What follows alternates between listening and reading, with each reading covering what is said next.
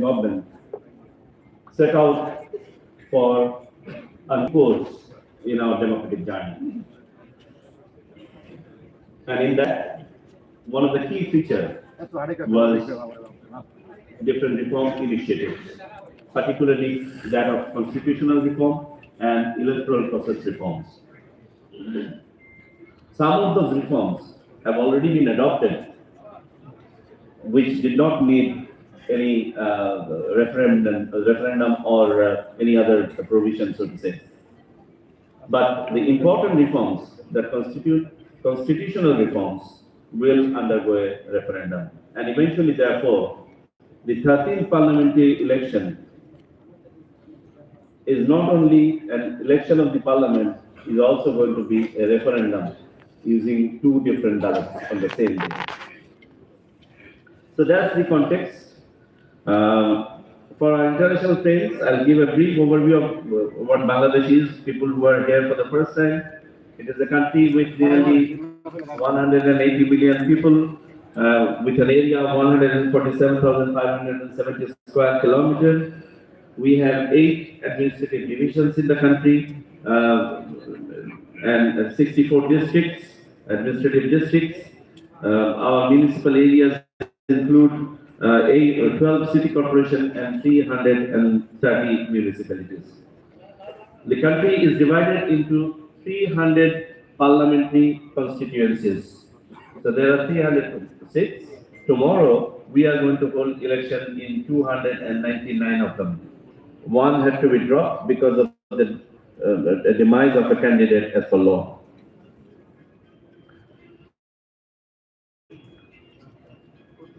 Bangladesh has a parliamentary democracy, and you are all aware of that. President is the head of the state and the Prime Minister heads the government. That is the existing structure.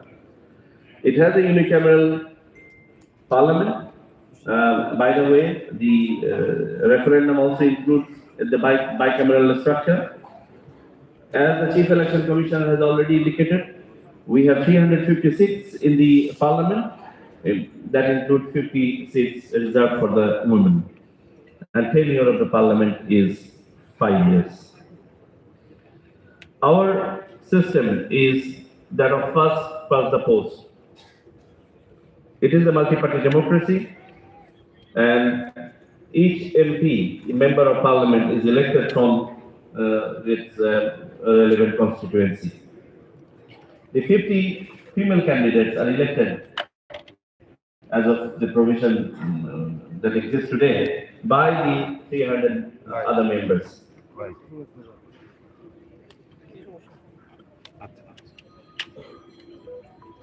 Just to add with the Chief Election Commissioner, the schedule was declared on 11th of December. Nominations were filed on or before 29th of December 2025, followed by its scrutiny in next 5 days. Candidates were allowed time to withdraw candidature if they wanted to. More than 300 withdrew, and that last day of withdrawal was 20th of January. 21st of January was the day when the lists were finalized and symbols were assigned to the individual candidates, and campaigning began. The campaign for the election was for 19 days to be exact, and the poll is due tomorrow.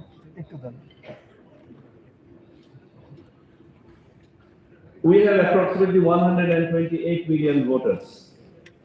And given the number, in 2026, the election in Bangladesh is the largest election anywhere in the world. And I know the international election management bodies have gone through a hectic schedule in 2024-25, which was known as super year for election. But this is super year for Bangladesh and maybe for many more. 69 returning officers have been assigned, covering 299 constituencies. They are being assisted by 598 assistant returning officers. We have 42,950 polling stations, that include 299 postal ballot polling stations, and In-person polling stations will have booths. Every polling station has number of booths. So total number of booths will be 246,728. Just to give you an assessment of the number of polling officials, other than the returning officer and the assistant returning officer, close to polling officials will be involved in conduct of the election. That includes one presiding officer for each of the polling stations. That comes to around 42,950. 246,000 plus assistant presiding officers and close to 500,000 polling officers.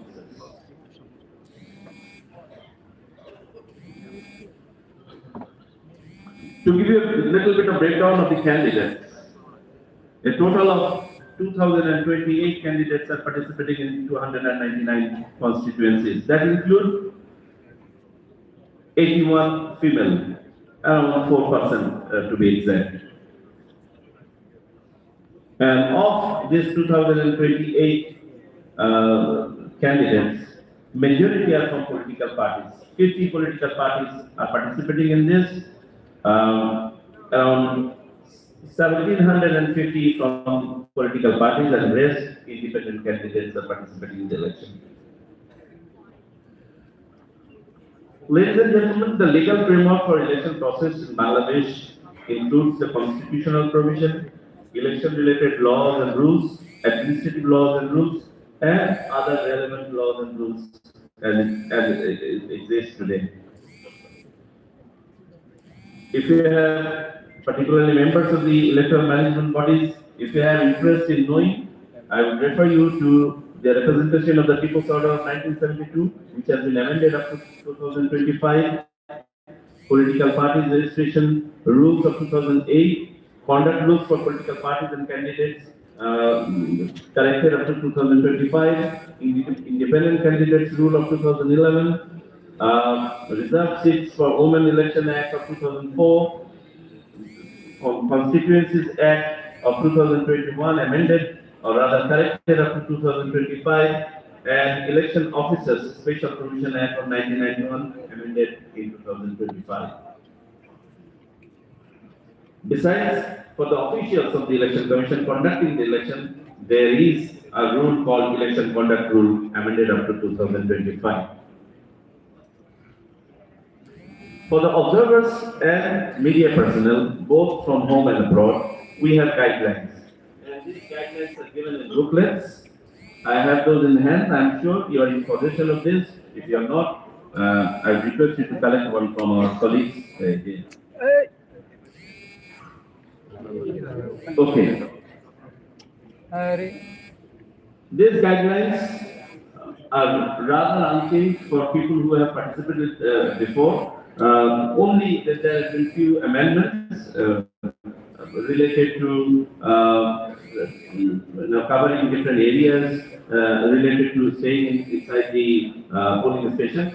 As a broad guideline, if I may tell you, observers and media personnel can enter any polling station as per the accreditation, can carry their camera or the cell phone, can take photographs, make videos, there's no problem. There's only one restriction.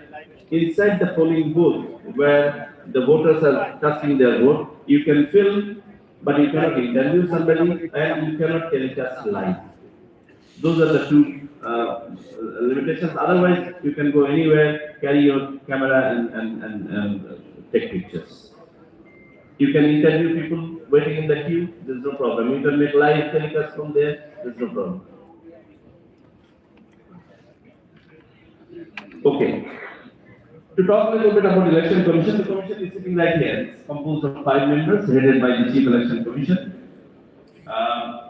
Our assignment, as given in the Constitution, include holding election to the office of the President, holding elections to the members of the Parliament, delimitation of the constituencies for the purpose of election of the Parliament, preparation of the electoral rolls, and any other function that is prescribed by the Constitution or any other law. This might go through a small modification after the constitutional provisions have been amended. To talk a little bit about pre-election activities. For this election commission, it has been quite intense. We started with the updating of the voter list, and just to give you an appreciation, since the young voters lost interest in voting, we found a big number did not even register as a voter. And we have been able to include 4.5 million drop voters in the list. We also brought about change in the voter list act. Previously, it used to be the first of every year, I mean, 1st of January, when one could qualify to be entered in the list. But we brought about a change, and the new provision says that a date selected by the election commission is also okay for one to be included in the voter list. And accordingly, 15th of October has been the date we selected, and we have been able to include more than 1.2 million young voters in the list who would have been otherwise dropped out if we maintained the previous law. So, updating of the voter list was our first of the activities, and just to include one more line, we also found more than 2 million deaths in the voter list. So we could drop them out. There was a increasing difference between the number of female voters with that of the male voters. Female voters were almost 3 million lesser in number than the male voters. After intense activities and awareness programs, we have been able to reduce that gap significantly. Our next activity was the primary selection of the polling station, and as you know, this goes through continuous updatation and checking, because and it goes through a change even at the last hour, depending on who is buying where and whether or not a particular candidate has influence over an area or not. Boundary delimitation was our next major activity, and it takes a long time. We completed that. Registration of political parties. Usually, this registration takes place before the election. However, one can float a political party and get registered anytime. But as a matter of practice here in Bangladesh, the intensity increases, particularly when the election nears. So this time also, there were dozens of applications, and of them, 10 new political parties have emerged. The total number of registered political parties with the Election Commission today stands at 16. Of them, 50 are participating in the election. Then we undertook continuous amendments to the laws and regulations. Just to give you an appreciation, the Consensus Commission was working on this separately at different platforms, and we were getting input from that end, and then we picked up those that did not need any political consultation and straight away adopted in our laws and rules. However, there are other recommendations which might take time, maybe post-election, following the referendum which will come into being. We undertook series of dialogues with stakeholders, and that includes media, observer groups, women organizations, disabled organizations, international organizations, and last but not the least, the political parties. It also included the members of the civil society, including the academia. And this took a very long time, and we got invaluable input from them for this election. Logistic planning and execution is another mammoth task, and it has been undertaken at due time, and this took no less than, I think, 9 months to complete the logistic preparation. And we must acknowledge the contribution of UNDP and the member states contributing to the UNDP's ballot project, which contributed significantly in our logistic preparation. Training of officials is another important activity that we undertake. And this is a very long process. This includes training of all. I told you that there are 800,000 officials. All of them had to undergo training. of the sort. And this is done following the train the trainer model. So we train the trainer and subsequently the trainers train the rest. We had to also impart training for the first time for format of the postal ballot. This is a new experience, and we found as we walk through new experiences coming through every day. Last but not the least was postal ballot. And just taking cue from what I said moments back, this was a very new experience to us. I'll spend a minute here. We undertook exercise based on commitment made by our Honorable Chief Advisor. He committed to the nation on 16th of December 2024 that he will ensure a right for voting for the overseas Bangladeshis. And he said, we have been making this commitment, but we have never been able to implement it. We want implementation this time, and we want adoption of an affordable system. So accordingly, the Election Commission undertook this exercise. We invited all experts from home and abroad, involved our reputed universities and academic institutions, and came up with, finally, after consulting the political parties, the postal ballot supported by IT. The key feature of this is registration was done online and voting is half online and mainly offline manual. How is that? After the registration is done, which used to be a manual affair in the bygone days, the individual voters are set with the ballot paper. Ballot paper contains two ballot papers, one for the national election and one for the referendum. There's an instruction included in it and there's a declaration. So, voter upon receipt of the ballot would do a live verification in voting to ensure that the ballot has reached the intended hand and nobody else, in order to ensure integrity of the vote. The ballot directly to the returning officer. And our voters don't have to pay a penny. Government of Bangladesh, with the Election Commission, is paying for the postage of these votes. You know, particularly the members of the EMV present here, that diaspora voting is not an easy thing. The global inclusion rate is only 2.7%. Only 2.7%. And postal ballot is again another difficult area where global wastage rate is 24%. We are anticipating, if not lower, close to 24 or even more wastage rate in our case as well. Because of the stringent policy we have, we are not allowing the ballots to be handed over to an individual other than the voter.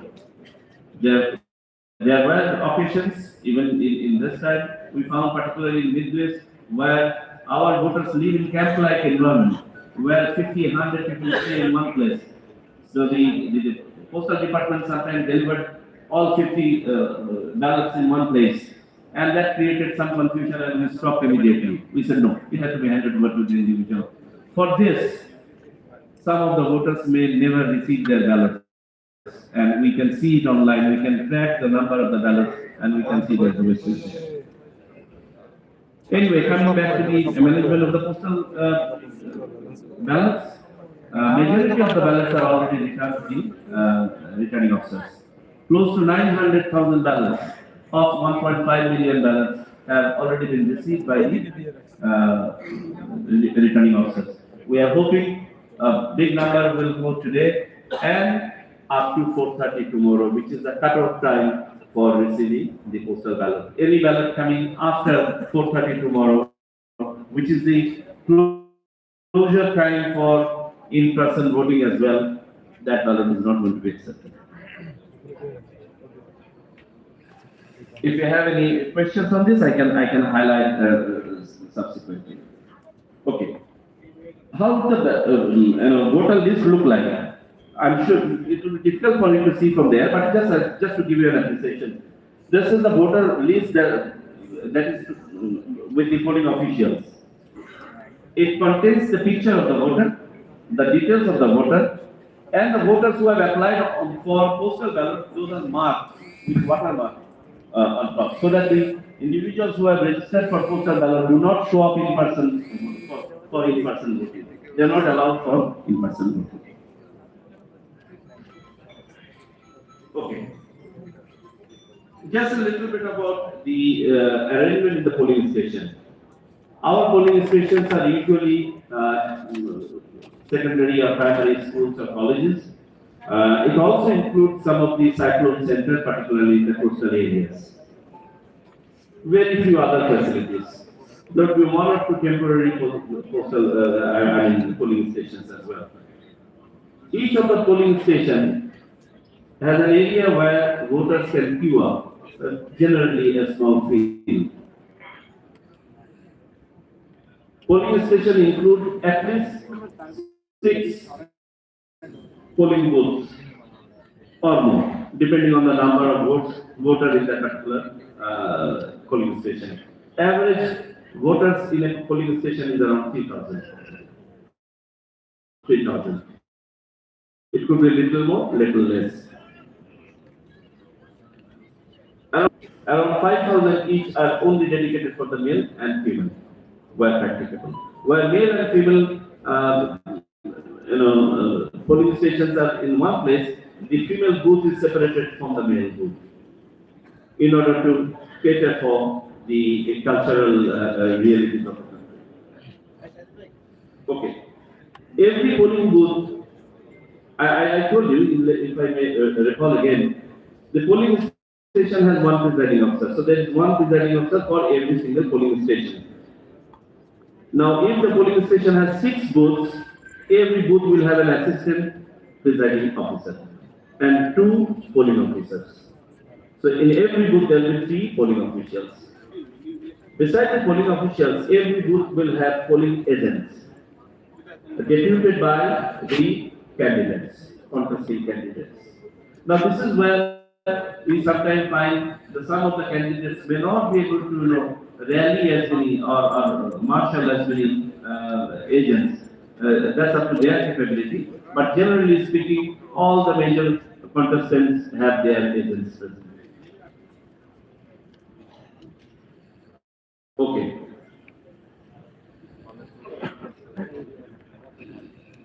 As the Chief Election Commissioner has already indicated, tomorrow the polling begins at 7:30 in the morning. It generally used to be 8 o'clock in the morning and finishing at 4 o'clock. We have extended the time by half an hour in the morning and half an hour in the afternoon to cater for the additional time required to cast the ballot for referendum. Besides, previously there used to be one marking place in every booth, the secret chamber where the voter would mark the ballot. This time we have 2 marking places in every booth, so that the voters do not get stranded in the queue. Prior to beginning of the voting, the boxes would be shown open in front of the agents and then locked with a numbered lock, plastic numbered lock, ziplock. The voting will continue. After a box is filled, an additional lock is placed there, numbered and kept by the side. The whole exercise takes place in front of the polling officials and the polling agents. It is only the secret chamber or the marking place where nobody has any access and nobody can use cell phone. I told you that there will be 3 individuals for people visiting polling stations tomorrow, what you are expecting to see. As a voter enters inside a polling booth, he or she will be received by the first polling official who will confirm the identity of the voter. And this has to be a positive identification. There were questions whether or not somebody can have a way. No. The polling officer has to confirm that it is the individual voter.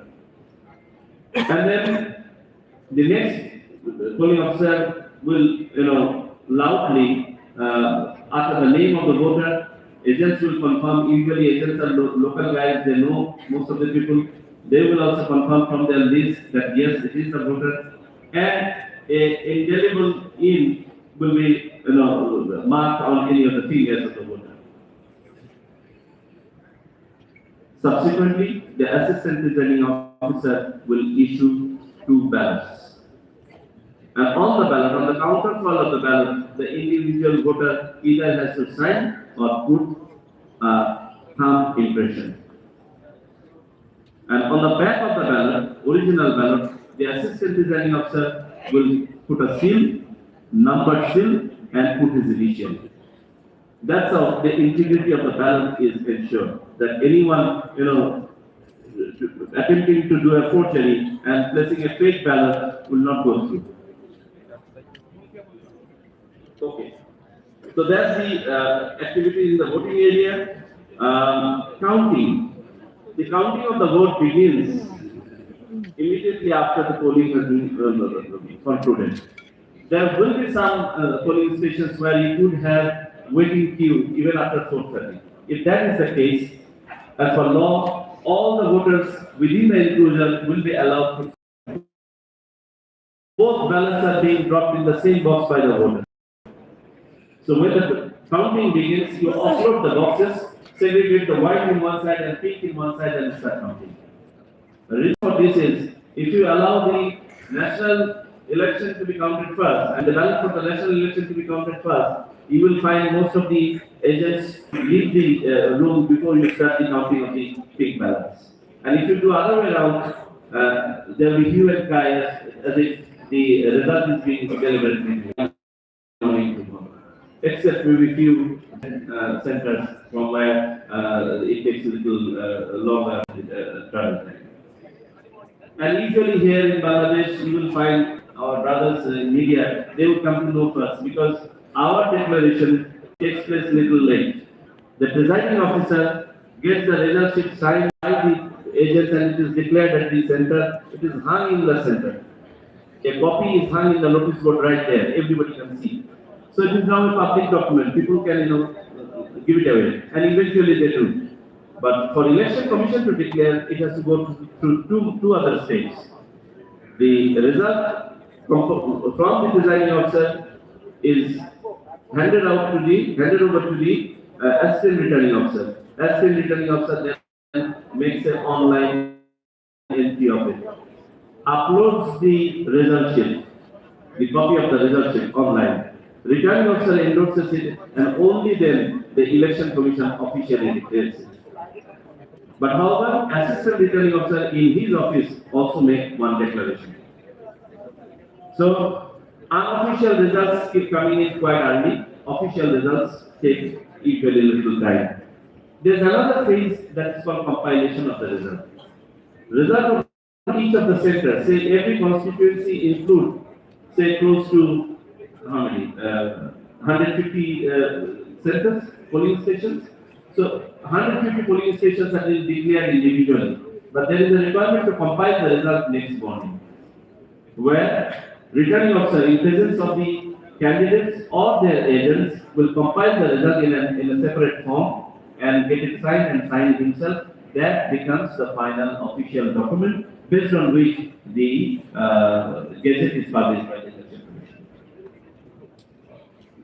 Okay.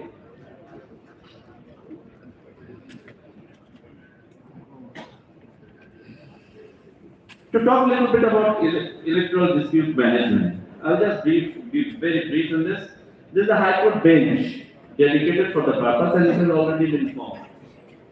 Usually, a candidate can file a petition within 45 days from the declaration of the result, from the date of election, within 45 days. And the High Court bench, upon hearing the case, can give any of the four verdicts. Reject the petition, accept the petition and declare him or her or some other candidate as winner, and declare the entire election to be void. Any of the, depending on if there was any irregularity, proven irregularity. Okay. I'll not go much into it. There is a ceiling imposed either 2.5 million Bangladeshi taka or at the rate taka 10 for every elector in a particular constituency, whichever is higher is the ceiling for a candidate to spend. Let me explain a little bit. If a constituency has 300,000 voters, so every candidate can spend 3 million Bangladeshi taka as election expense. Taka 10 per voter. That's it. And if the number is less than 250,000, hardly there is any one or two, then the ceiling is 25 lakhs, 2.5 million. How do we ensure the compliance of it? They have to submit. There are three steps to confirm this. Initially, at the time of submission of nomination, they have to show the sources of funding, and this is as per law. Subsequently, the sources would be audited. Within 30 days from the closure of the election, they have to submit a detailed report of their expenditure, which is again audited. Sometimes this is where some gray areas lie, but usually this is the practice. Okay. I will cover a few miscellaneous points and then end my talk and take your questions. Just for your knowing, we have 9,000 plus, close to 10,000 journalists covering this election, and this number is going up even by as I talk. Some of them are yet to be accredited, and the process is ongoing. To talk about observers, the numbers will be more than 40,000. More than 40,000. Yes. Few miscellaneous points.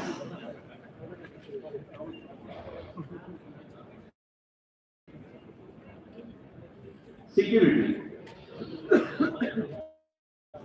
We have a comprehensive security structure in place. More than 900,000 men and women from the law enforcement agencies are deployed to cover the election. For our international friends, feel free to move anywhere. Bangladesh is a very safe place. But should you feel the necessity, get in touch with police and take assistance. But usually, there has never been an incident where any international observer or a journalist faced any physical threat. And we hope this is not going to be the case either. There is a different protocol there, and please follow the protocol as prescribed by the returning officer, because that is a hilly area and there remain some security challenges, but it's not unmanageable, it's all good. Only thing is you have to follow the protocol. Insofar your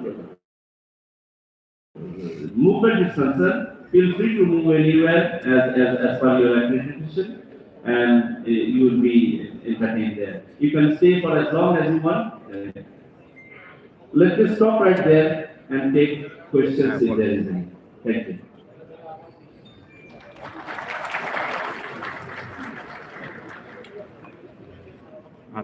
Please.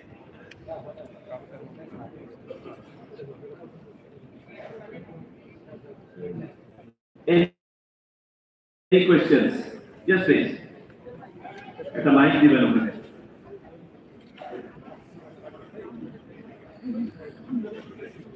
Yes, one at a time. I take from him, then I come to you.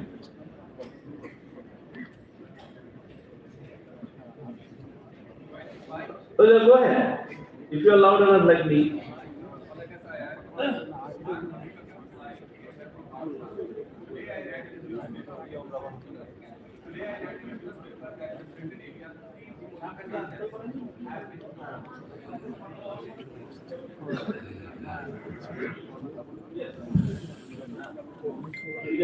Come on.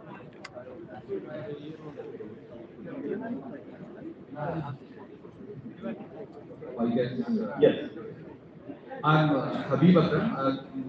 come from Pakistan, and today I have read in the newspaper that 3 polling stations in certain area of Bangladesh have been torched, and police arrived there and they tried to extinguish the fire.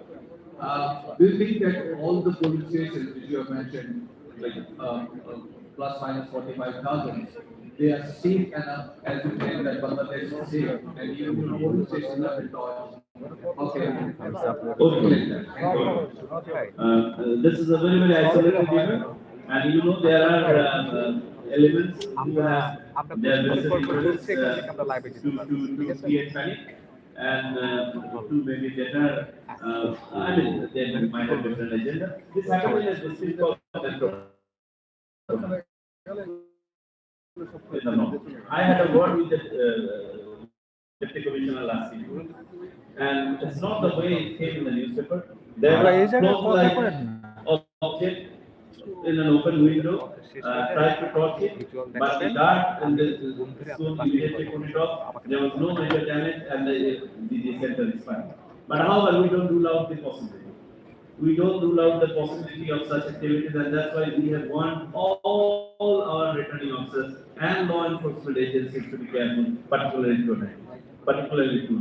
But we don't rule out isolated events, and we will take care of that. And as an extreme case, if some centers are damaged to the extent that we cannot hold elections right there, we will have temporary arrangement right there. Yes. Oh, the lady there. Right. We're from the same organization, so it's the same question. I'm Victor from BBC.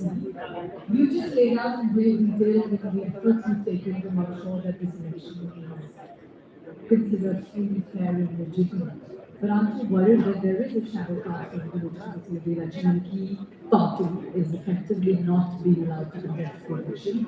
And in your country, it should worry you because there may be people in your country who wish to support that party, but tomorrow they don't have that choice on the ballot paper. So what would you like to say to them? And are you worried about concerns about the legitimacy of this election?